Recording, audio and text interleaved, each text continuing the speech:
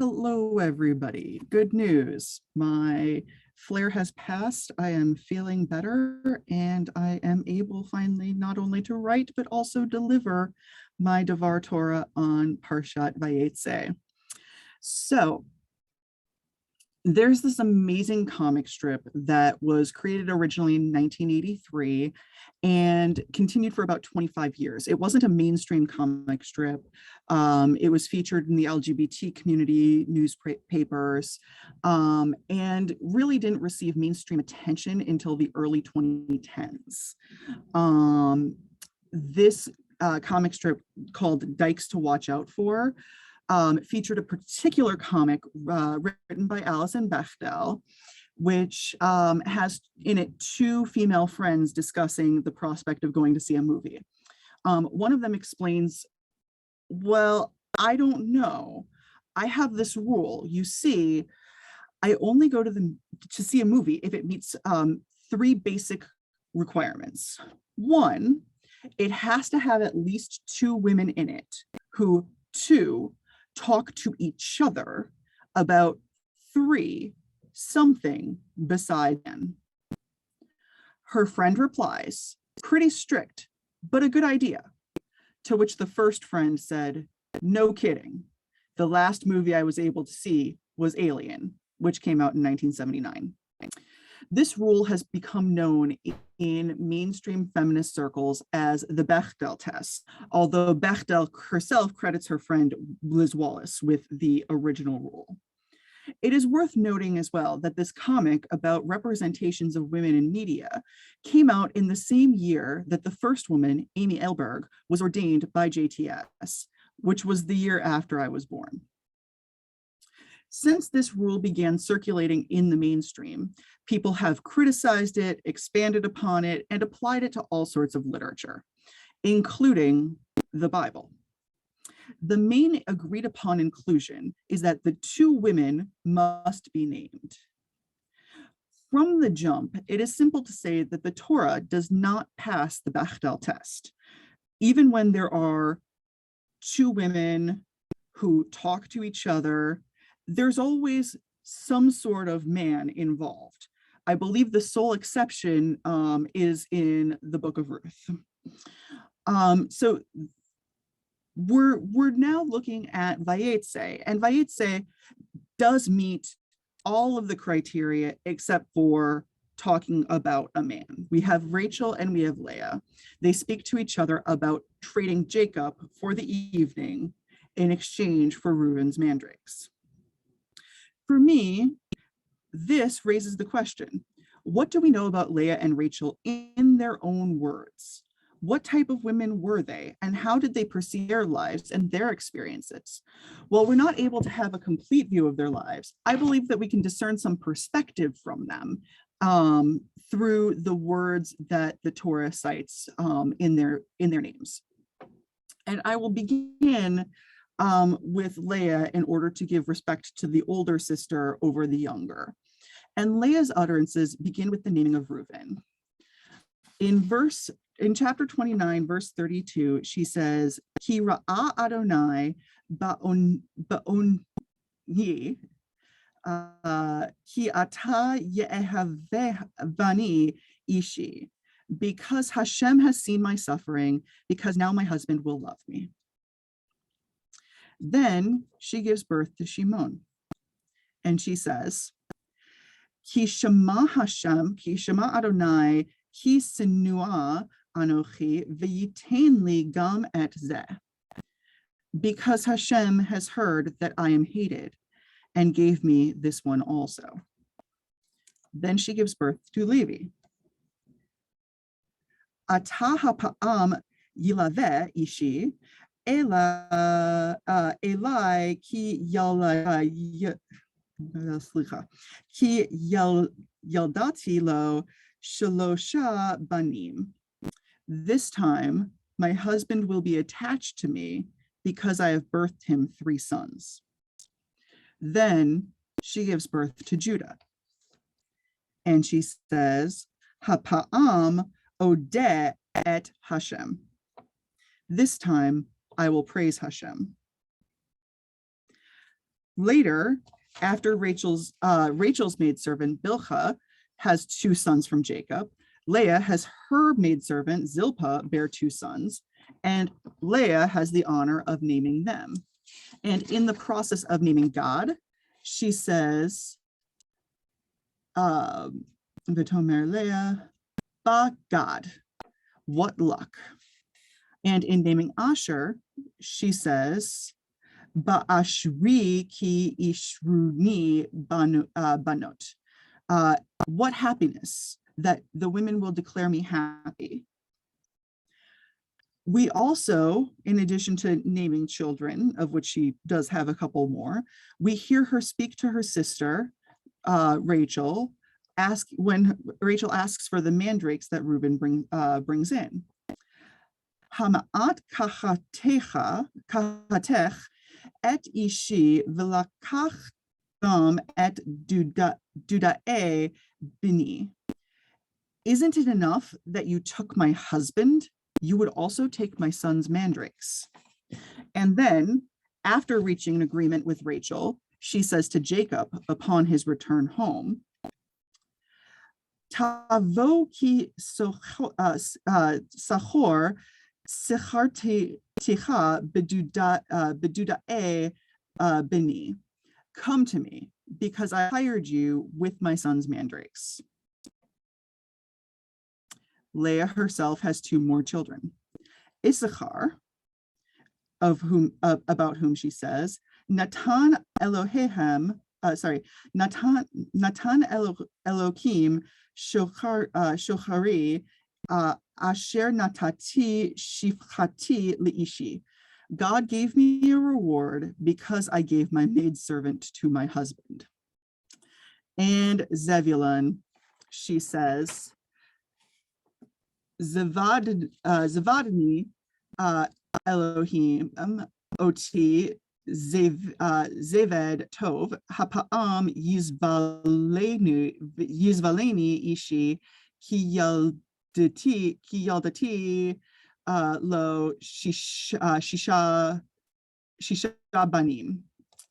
God has bestowed upon me a great gift. This time my husband will exalt me because I have borne him 6 sons.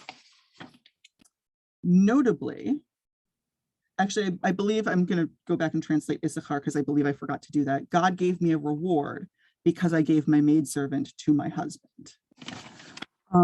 Notably, Leah says nothing about the birth of Dinah. And then in her final statement, it's not truly a statement of her own. She says it in unison with Rachel when they agree to leave their father's home with Jacob. Ha'od lanu chelek v'nachla bevet avinu, halo nichriot nichshavnu lo, ki macharnu va'ochal gam achol et kaspenu, ki kol ha'oser asher Hitzil Elohim me'avinu lanu who me'avinu lanu hu ul vanenu ve'ata kol asher amar Elohim elecha aseh. Slicha. Do we still have a portion in the inheritance of our father's house? Surely he regards us as outsiders now that he has sold us and has used up our purchase price. Truly, all the wealth that God has taken away from our father belongs to us and to our children. Now then, do just as God told you. So, what do we see in Leah's statements? Well, when I look at Leah's words alone, I see a woman who is desperate for the love and attention of her husband and who uses the naming of her first 3 sons to show how desperately she wants him to love her and pay attention to her and have any emotion beyond distaste, disgust, contempt for her. It's only in her fourth child that she separates herself from focusing on seeking her husband's attention and unambiguously praises God. Her fifth child she sees as a reward from God because she allowed her maidservant to have two children with her husband. And her sixth child she sees as a great gift from God that she believes will cause her husband to elevate her in his esteem because she has now given him six sons, fully half the tribes come from Leah. And in fact, the Or HaChaim contains an extended explanation which frames the birth of her children and her feelings about it entirely in terms of her feelings toward her husband and God. Here, the image of Leah as the nice, God-fearing, long-suffering Jewish girl gets built. It is clear that she attributes her children to the participation of God.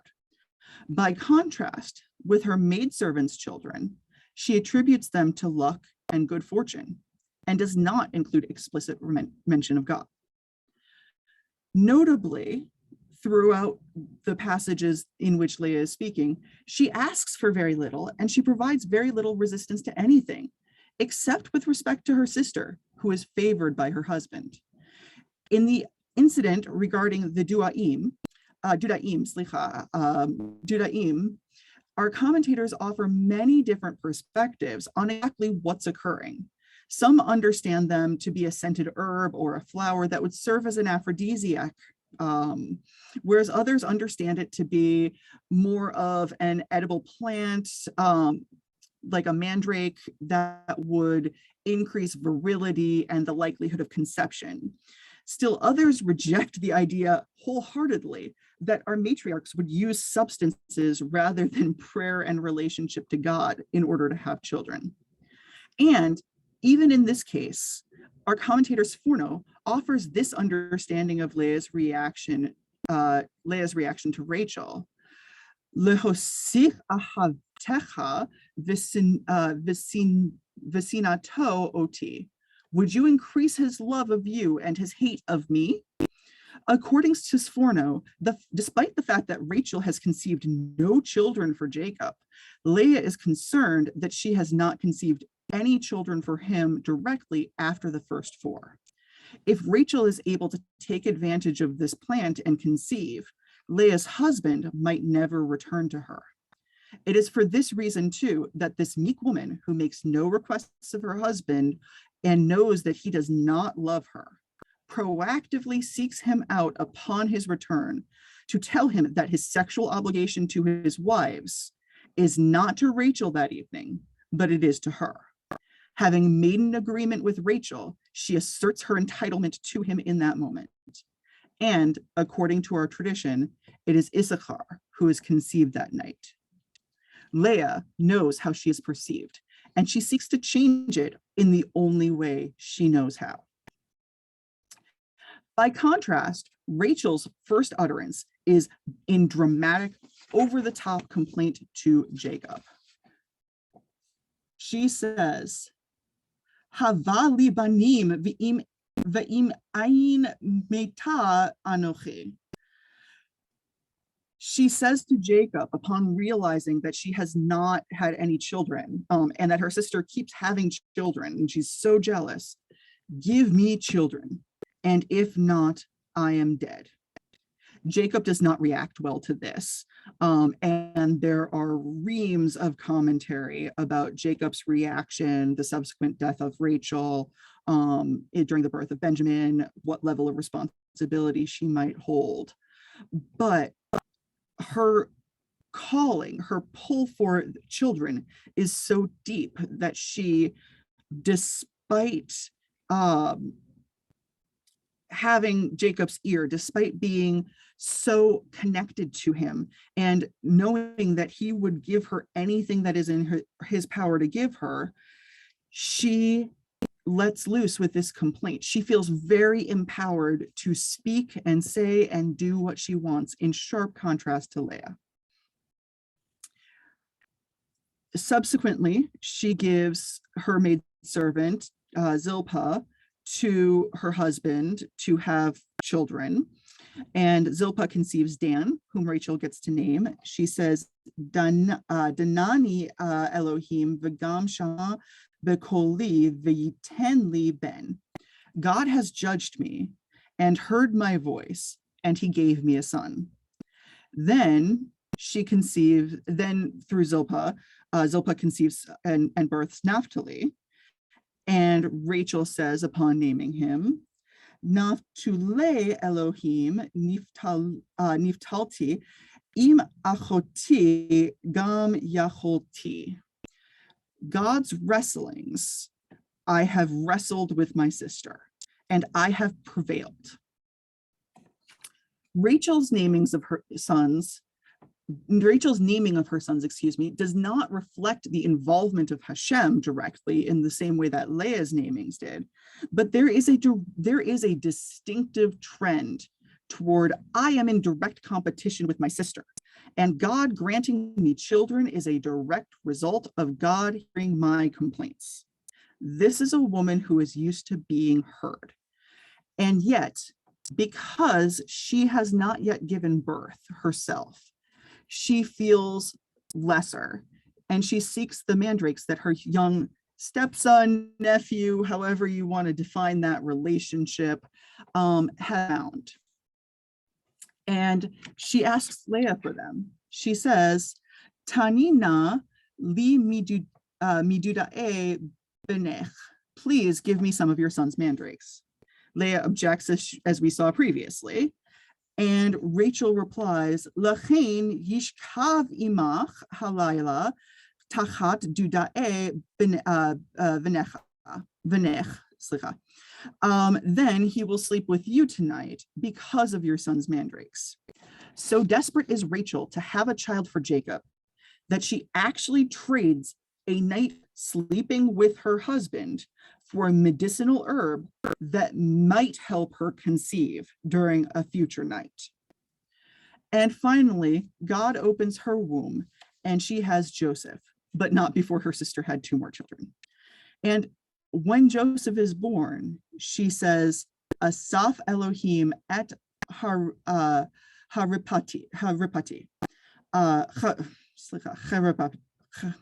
I have problems with words. Cherepati. God has taken away my disgrace.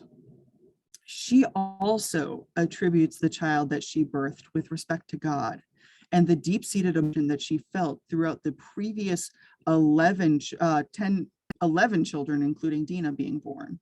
She was disgraced, but she is no longer. Just like her sister, she agrees to leave her father's home, as we heard before, but she does one additional thing. She steals her father's idols and hides them under her seat. She has one final chutzpahdik utterance. She says to her father, who is searching for the idols, El aviha el al yikar be'eneni adoni ki lo ochal lakum mipnecha ki derech nashim li. Do not be angry in the eyes of my Lord, because I am not able to arise before you, because the way of women is upon me. It is a brazen and cheeky response to her father, especially when she is so clearly in the wrong. And yet, there's an element of brazen and cheeky in almost everything that Rachel says. She becomes overwrought that her husband loves her, regardless of her ability to bear him children.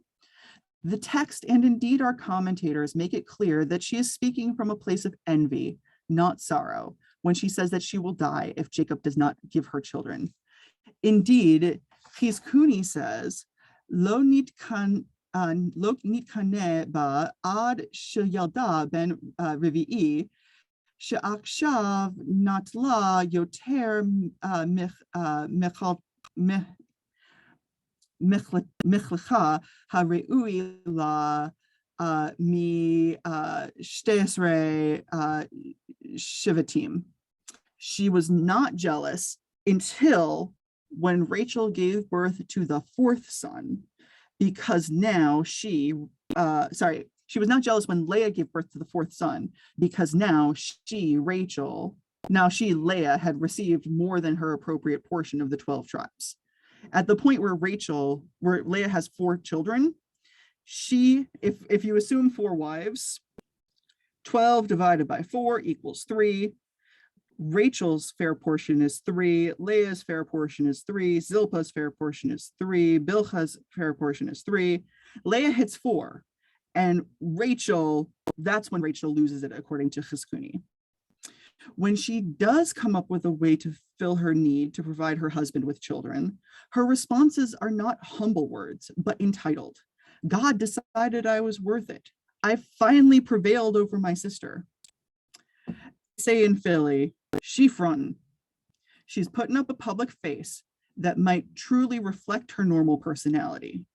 But until she gives birth to Joseph, she feels humiliated and in disgrace.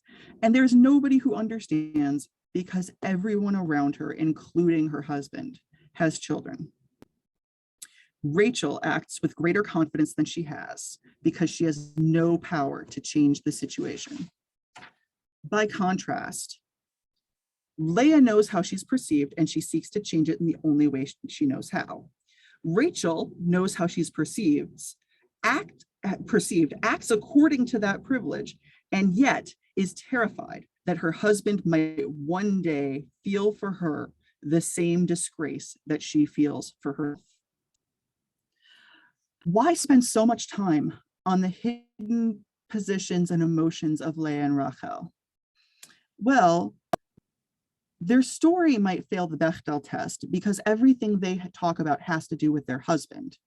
But there's a different type of expression in this text, a bare expression of emotion and personality. While Rachel is more loved, Leah has the opportunity for 8 separate soliloquies to express her feelings. And maybe that's better than a conversation between Rachel and Leah about chores or work or anything else that didn't involve a man and would therefore cause the story to pass the Bechdel test. Most importantly, it is these deeply held emotions of our mothers that are reflected throughout our tradition. Every time we talk about the name of one of these 11 tribes, ironically, the only name that's not included directly is Rachel's son, which is the most pure expression of her emotion. Anytime one of these 11 names is used in reference to one of the tribes, we're referring not only to the tribe itself, but to the emotions. The names themselves are reflections of the emotions that these 2 women felt as they helped their husband build a nation. Toda rabah, and happy finals to everybody. Thank you.